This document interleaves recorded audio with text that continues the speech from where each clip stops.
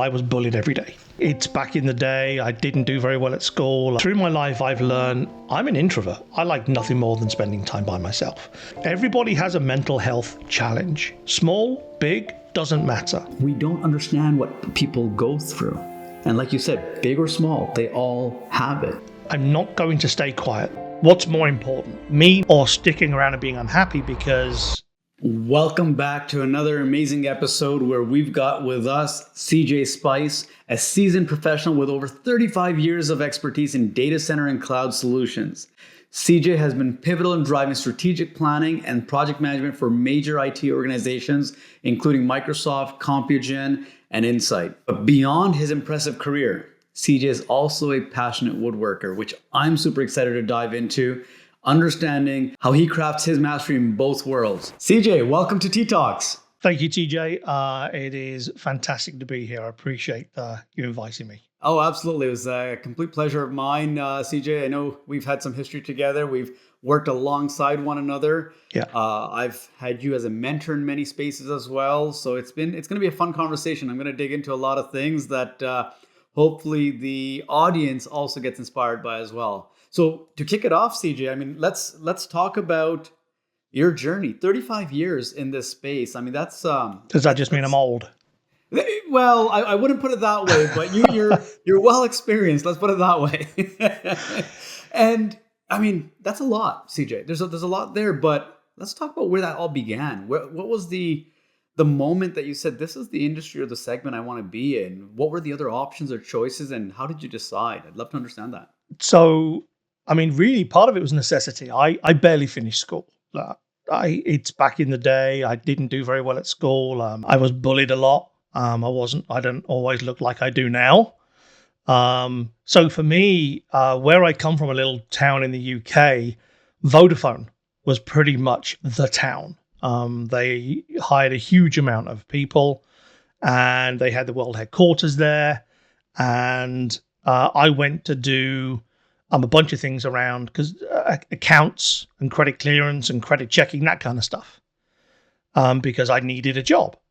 And from there, it's like, it's not really for me. And I actually went to work for a small distributor called DMST. This is back in 1991. They very much did memory. I mean, I still remember some of the memory part numbers, SIMs that you used to go and click in, and they did modems. I mean, I remember when 33.8 came out or 33.7, it was like, it's amazing technology. We had multiplexers and modems, and we had Ethernet cards that we'd sell by the hundreds. So really, it was getting into that tech space from then.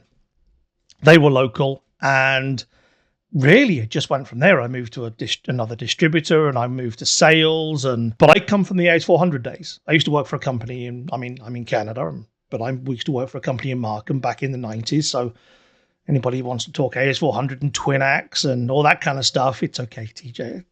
It's history.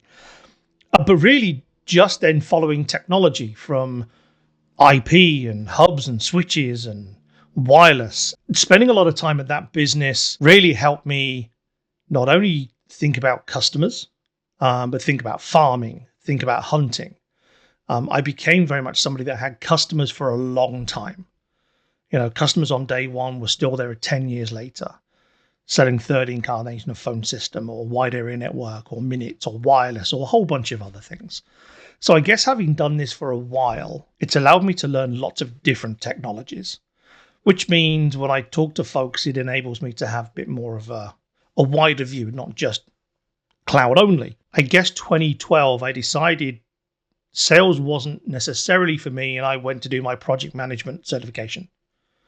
Because again, that sort of mind, that not analytical mind, but I needed things in a box. I needed to do things a certain way.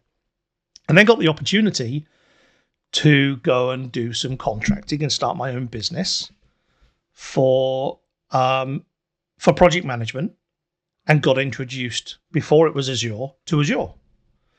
The company I went to work for then were doing 365, and they were Microsoft only. They were cloud only. They didn't sell hardware. And it's like, where are the servers? Like, there aren't any. It's in the cloud. I'm like, it's the cloud. I'd heard about this thing, but I wasn't sure what it was. Fast forward, And it just opened my eyes with, again, some folks, and I'll call out people like Christine or Sean Morris or Dan Scarf, that really just taught me about the new world. And doing some projects, I actually signed for 10 days work. Actually, it was over a cider and a handshake to do 10 days worth of work.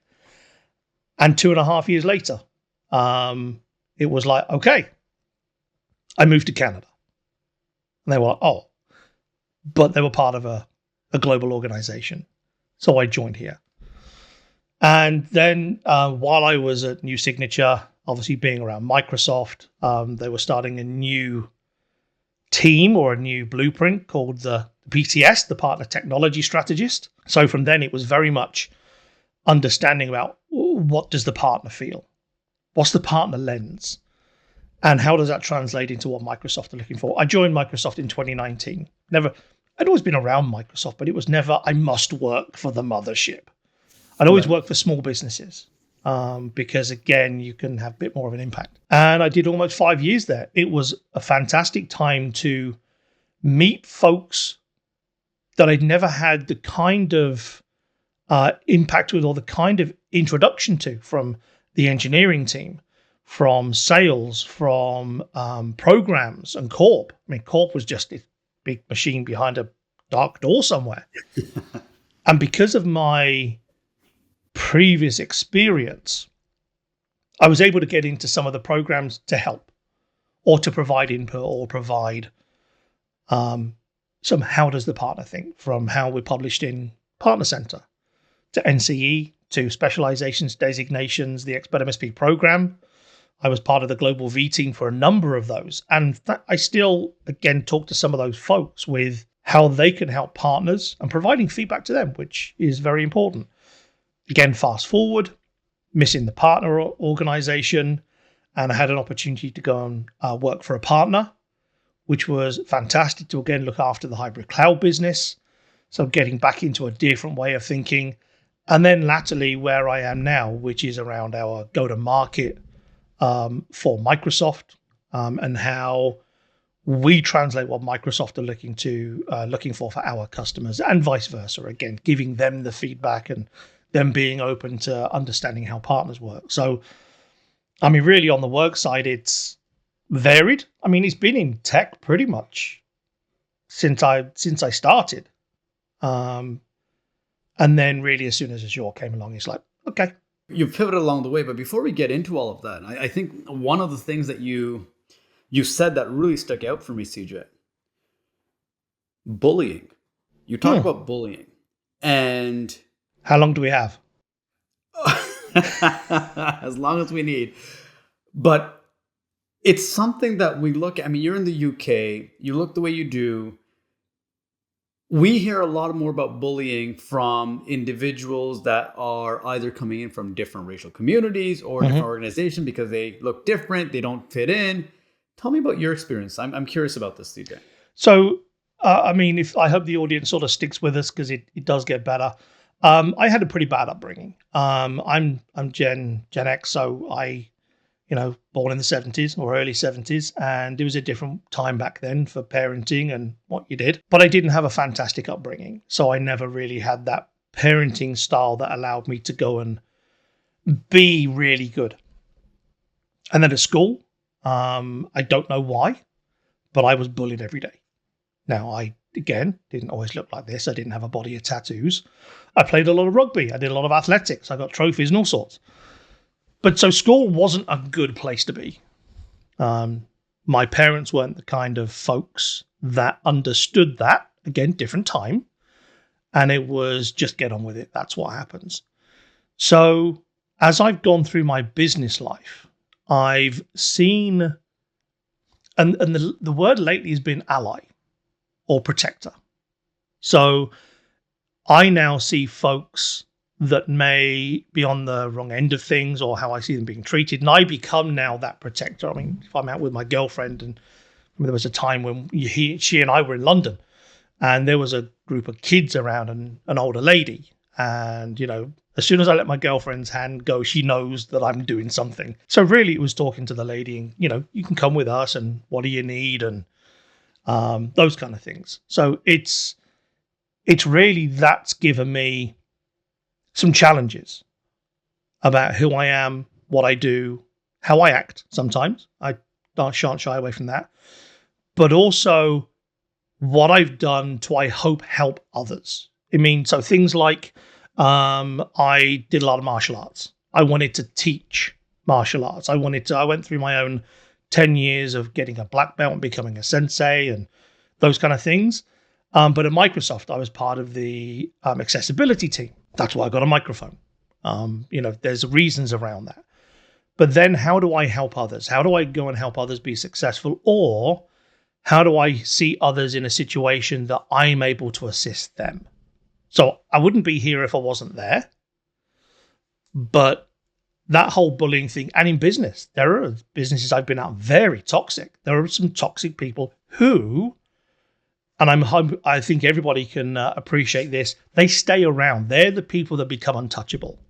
They're the people that when there's layoffs, or they are the people that survive. We talk about bullying in the early days, and we see that as something we all look at, whether it's our kids or something we've been through. I've been bullied.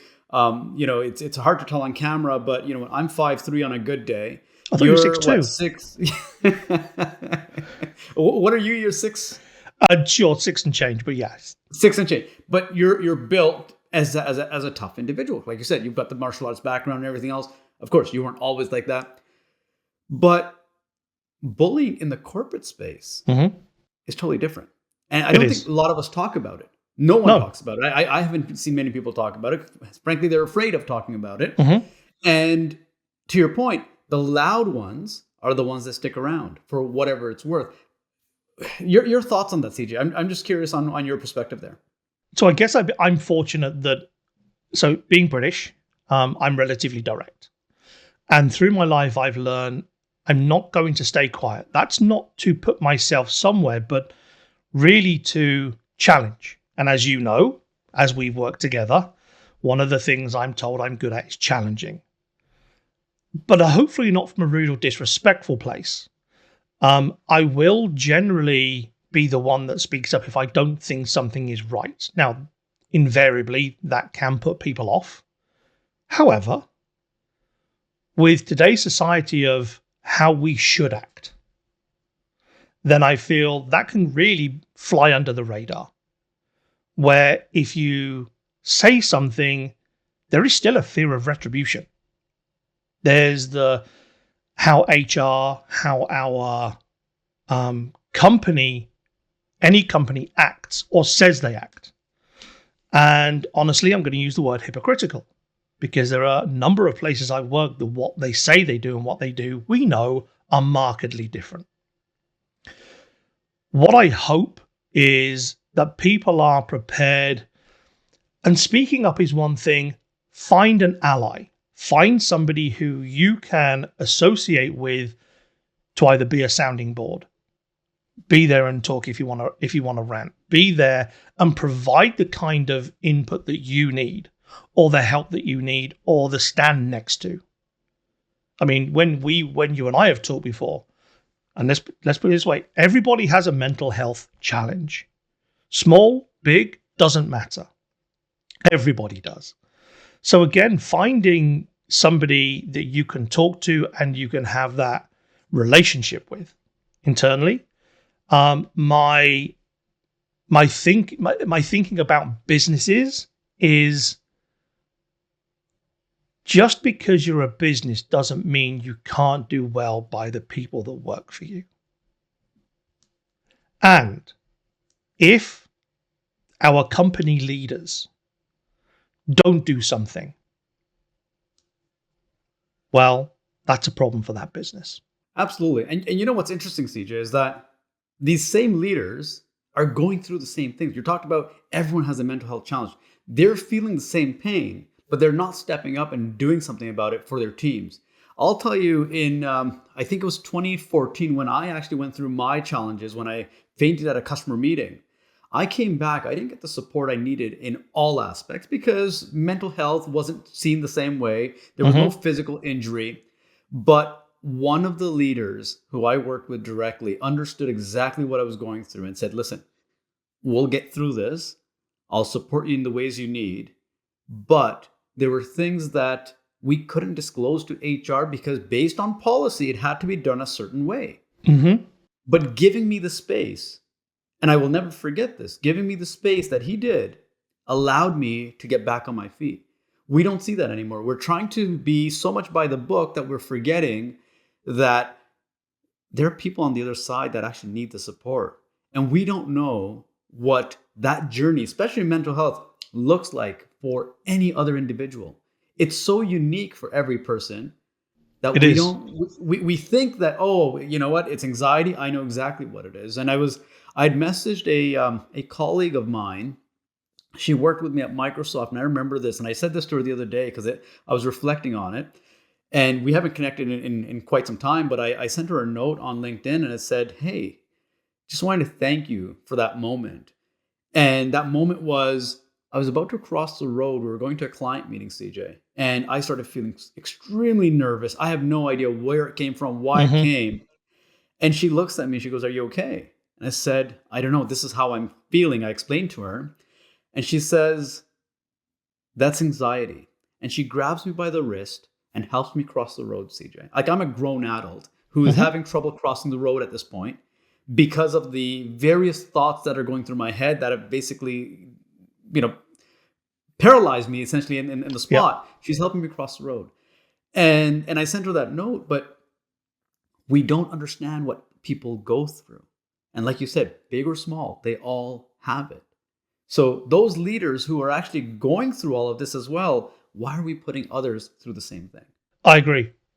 One of the things and again, some of the folks I've learned from, and actually, especially at Microsoft, um, is really one of the things I often ask is, how do I help? Now, that's just in business as well. If I've got Sure. experience, I can provide. But also, if someone's having a challenge or they're like, I'm not sure about this, how do I help? I'm not. I'm not going to tell you what to do. We do have again, human nature is, oh, do these things. Well, that's not necessarily helpful. Yeah. Do you need me to listen? Do you want feedback? How do I help? I don't care how it is, but how? I don't think we ask that enough these days. And I think also depending on how you come across, because there's lots of talk about, are you introvert, extrovert? I'm an introvert. I like nothing more than spending time by myself. So I've really picked the wrong career. Hermit, I think would be good. But again, it's we can get into talking about the masks, talking about how we present ourselves versus how utterly emotionally drained we are when we get off a call, and how you use a huge amount of your own mental quotient to take part in that. That's partly why I've got the mic, because being part of the accessibility team, people in loud rooms, people are fantastic. You ask them to present, they go to pieces. That's me in exams. Give me a vocational thing, cool. Put me in a room with a bunch of folks. I'm like, I have no idea what that's. Nope, I'm out. So again, understanding where people are, but also helping them. I mean, safe space is a very overused word these days. I mean, as kids, we never had a safe space, but that's okay because my experience is help others.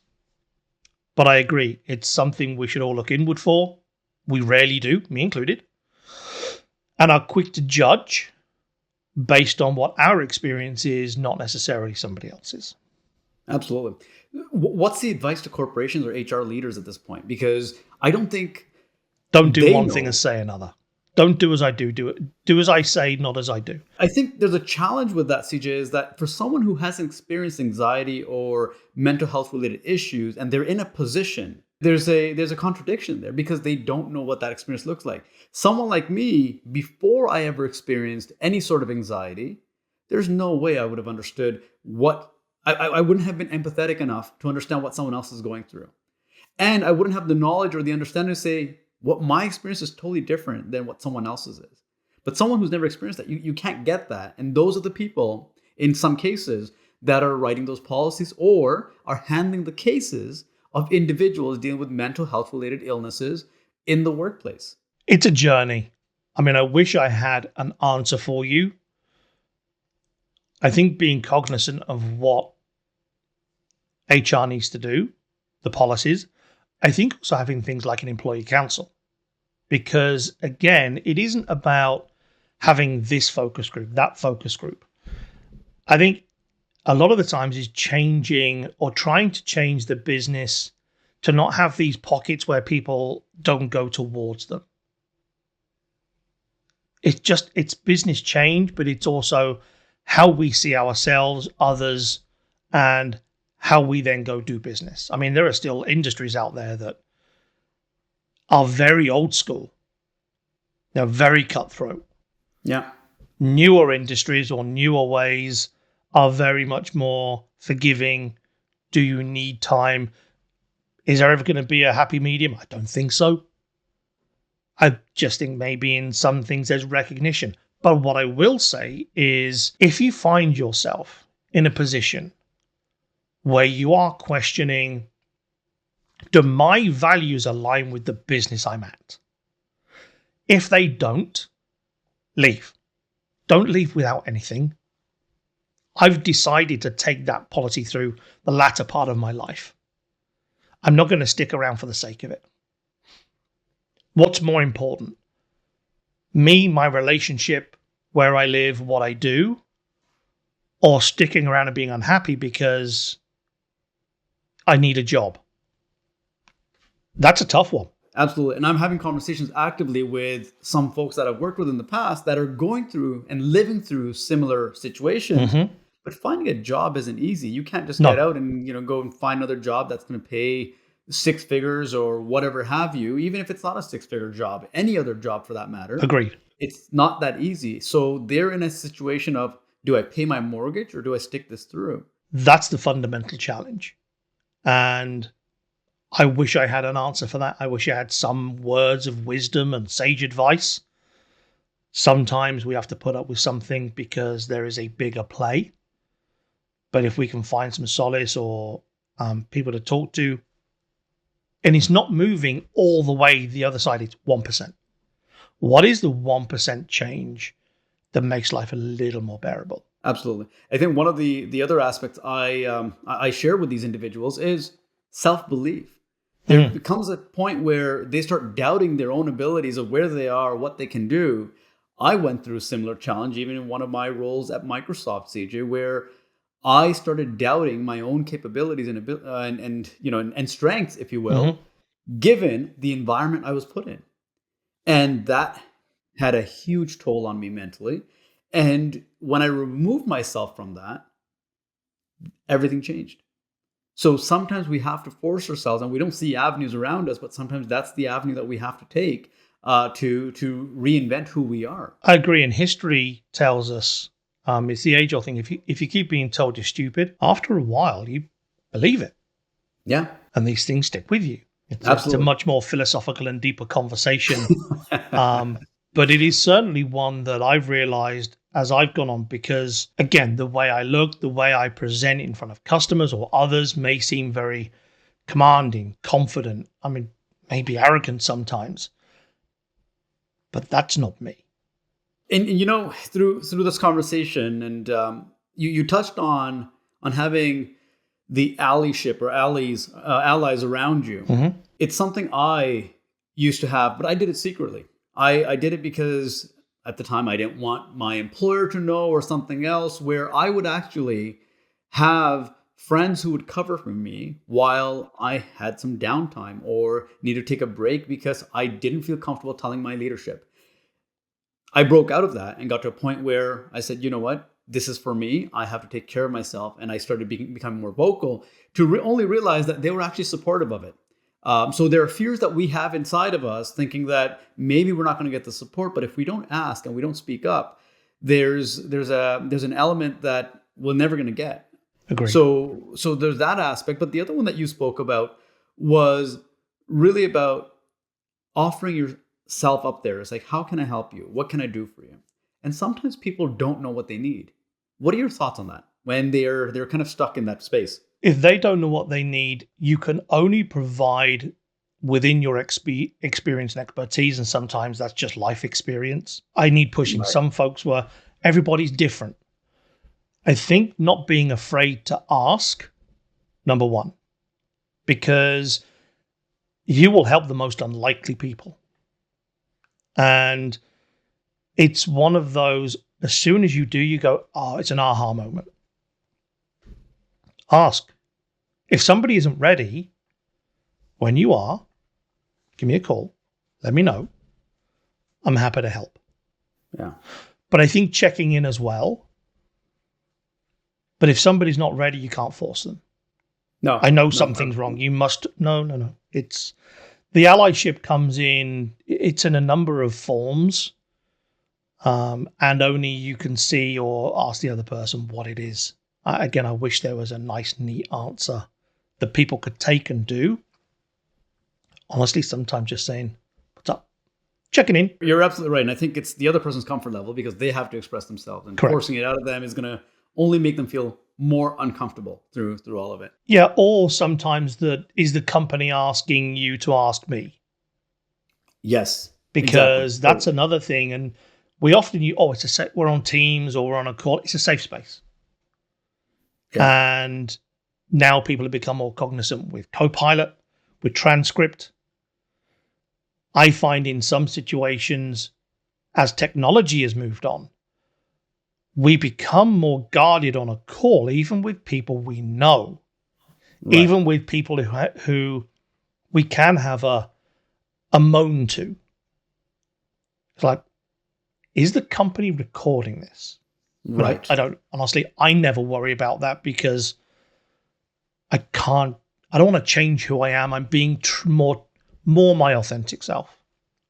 Nobody needs to see my entire authentic self, but I'm a better authentic self. But now people are getting worried about, is it being recorded even though there's no red button? Is there a transcript going even though I haven't switched transcript on? So again, allyship is a whole big thing, but it's a very interesting topic to get into. Yeah, that's interesting, especially with the ever-changing technology landscape. And like you said, Copilot, AI, different agents. I've been on conversations where I was on a conversation just the other day where I had 3 note takers. I had Copilot, I had 2 other, this Otter is another brand, and then there's Fathom. And I was playing around to see which one does a better job. Mm-hmm. There's 2 of us in a conversation, but 3 note takers. And so that's the access to technology we have. And to your point, is it all listening? What is it listening to? Who is it going to? Right? In these cases, in these instances, I control the narrative because that transcript's coming to me. But when you're in a corporate setting, where does it really go? And what is it being used for? Is it for relearning? Is it used for maybe for a positive, right? Is there ways to take the notes and the transcript and build out programs based on what they're hearing? Who knows, right? Actually, yes, there is. And I think there's a huge amount of positive I do a lot of give me a summary of. Yeah. No, as you know, we're involved in 10, 12, 14 meetings a day. You can't take all of that in. No. And if I could, then my brain would explode. So I use it from I'm going to interrogate and find information out, rather than the one thing I may say that somebody may not agree with. But again, that will go to management leadership. Some of that summary will be included in, and we know it has names against it now at so-and-so time, so-and-so talked about. Or not all calls are 100% positive. Absolutely. So I try and think about the good rather than the negative. No, very cool. Very cool. And I think that's another topic we can kind of dive deep into, but I want to pick on another area that you've got some really good strength in, which is customer service and customer retention. Like you've been, you spoke about having customers that stayed with you for 10 years. That's a long time. In today's day and age, that doesn't happen as often because we're looking at the next, shiny object, next offer that comes in, and then we're switching. What are your thoughts on strategy on customer retention in today's day and age? Go back to some old school principles. So I find these days people want their hit because it's such a consumable world. We can now afford the phrase doom scrolling. Okay. It's so consumable. It's so bite size. And TJ, when we work together, part of my narrative is around how do we go and help the customer succeed, number one. And that's a very overused term. So coming from my background, now in sales, I was lazy because I would much rather go and talk to somebody that would take my call than try and find the same thing a dozen times. Can it take longer? Yes. Does it mean we have to build a relationship? Yes. It's not a transactional. Part of my narrative now, especially in Azure, is moving from a transactional and a SKU-based world into a strategic and consulting world. Because you can't say, can I have some Azure? Well, but you can have some 365. You can have some licenses. That's it. But you can't just have some Azure. What I find people aren't moving to is, what problem am I solving? I always ask for three things. What problem am I solving? What are the requirements? And what does success look like? So moving back to some, I shan't say old school customer service. I mean, we've all seen the things where you go in and people are attentive, people are polite. I'm sure there are times everybody's come out of a store or a shop and went, not going back there. Yeah. Wow, that's not what I expect as a person, or that doesn't have the basic human decency that I'm expecting.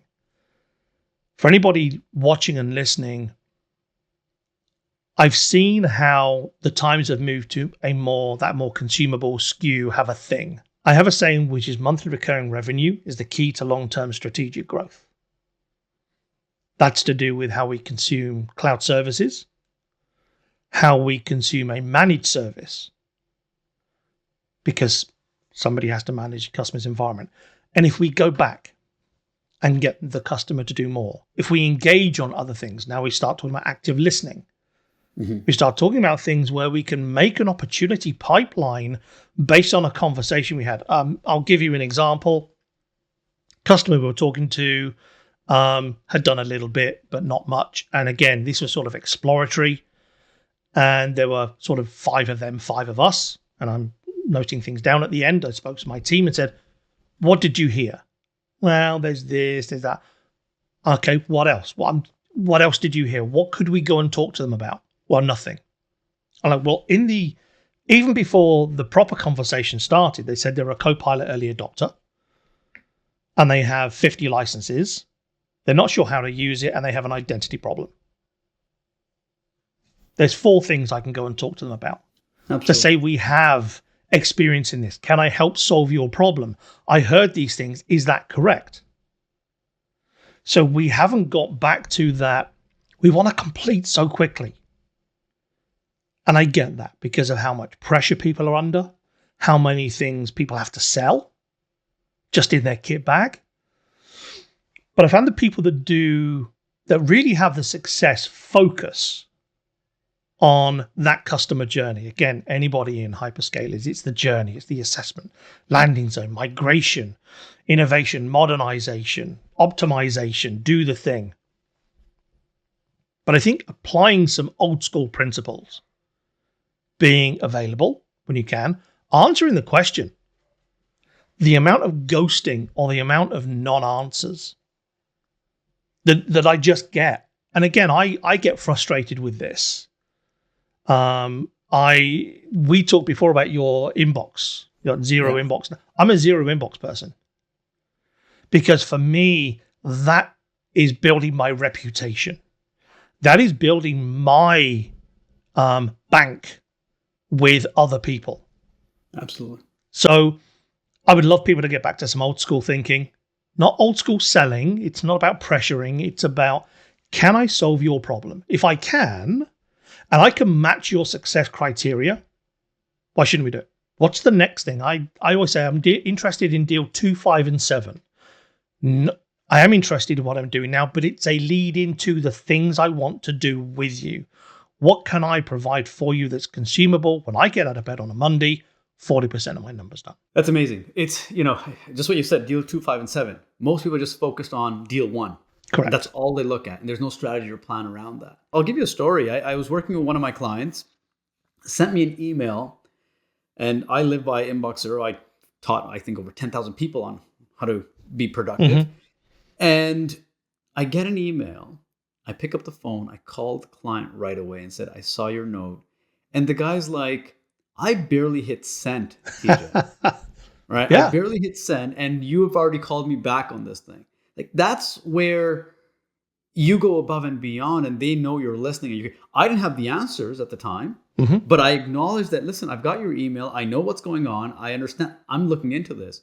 And he says to me, he goes, that went to you and my team, and no one on my team internally is even aware this issue has occurred. Yep. And you, as an external partner of ours, already are on it. Right? Like, that's the value that you want to be able to provide to your customer. They're not going to go anywhere else because they're not going to get that experience from anywhere else.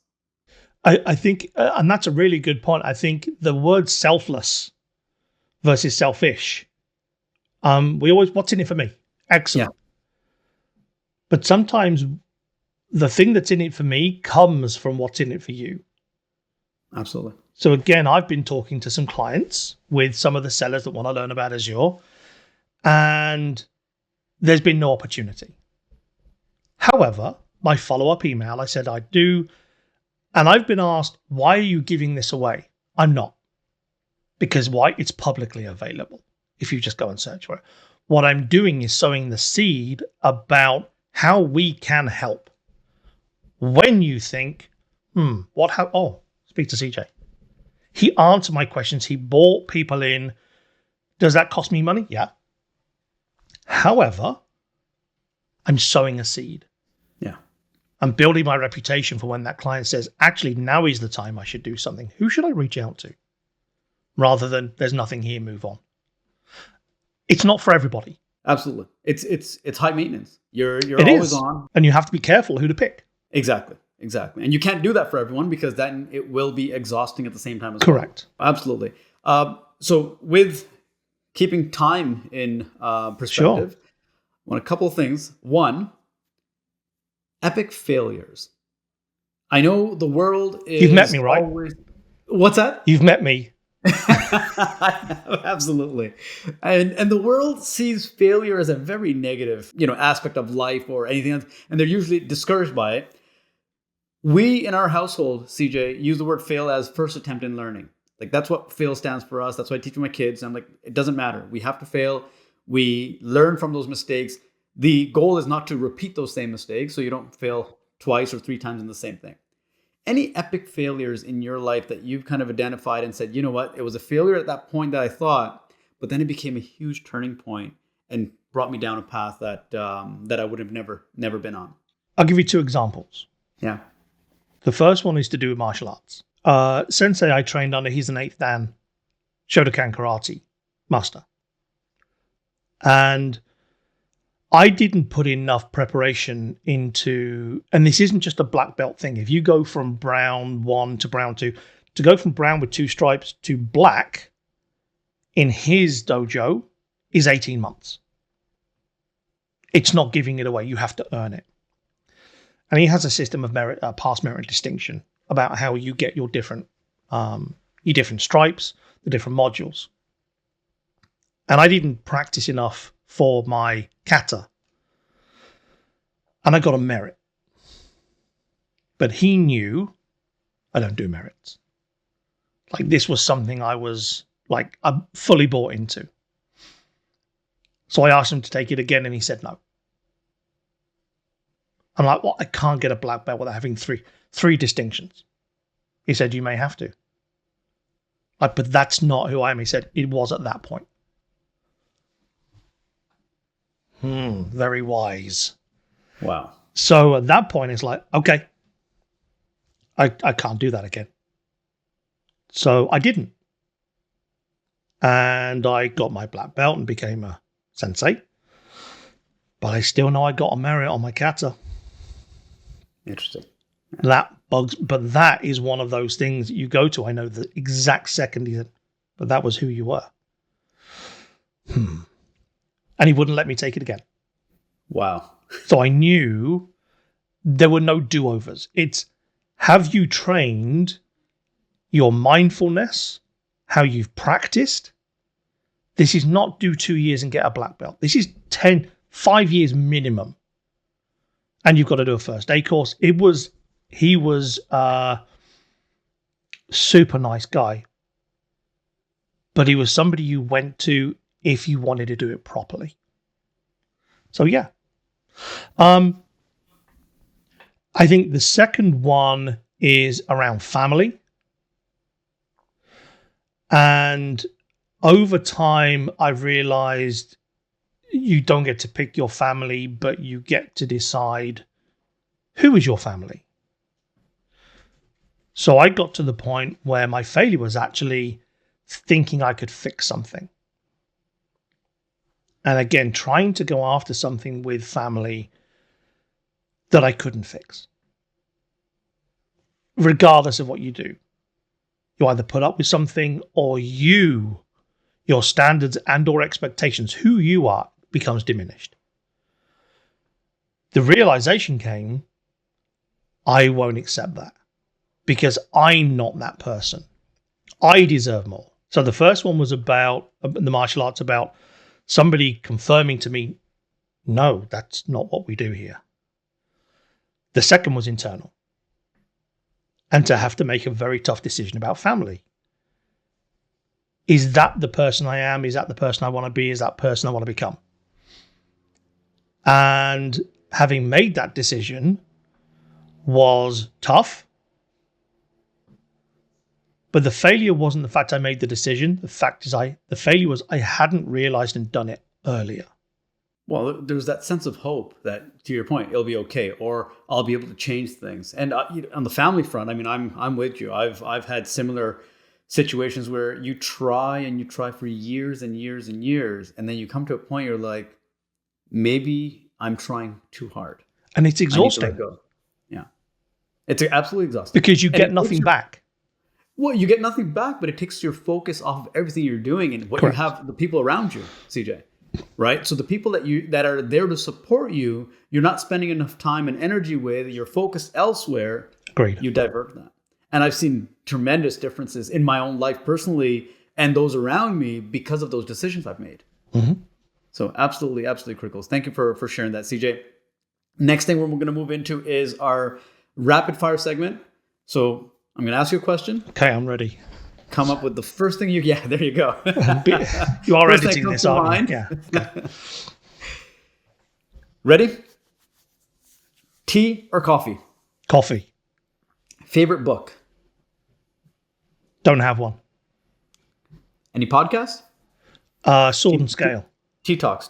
Come on, CJ. Sorry, Tea Talks. Sword and Scale. Sorry, say that again. Sword and Scale. Sword and Scale. Okay. Morning routine. Up, dogs, coffee, dogs, work. I mean, spatter work in there. And how many dogs do you have, by the way? 3. We had 4. We lost 2. We got another. I'm sorry. Yeah. Okay. So back. Okay. Dream destination. Somewhere hot. Somewhere hot. Okay. A fictional character that you identify. Jack Reacher. Okay. Favorite hobby? Woodworking, furniture building, turning. And we didn't get a chance to talk on that one there because that's something I wanted to dig into. Maybe we'll do a whole separate episode on that aspect because that's going to play a big factor into mental health and and your well-being, essentially. Correct. Yeah. One word for personal growth. Time. My last question. If animals could talk outside of your pets at home, which one would you want to have a conversation with? A gorilla. Gorilla.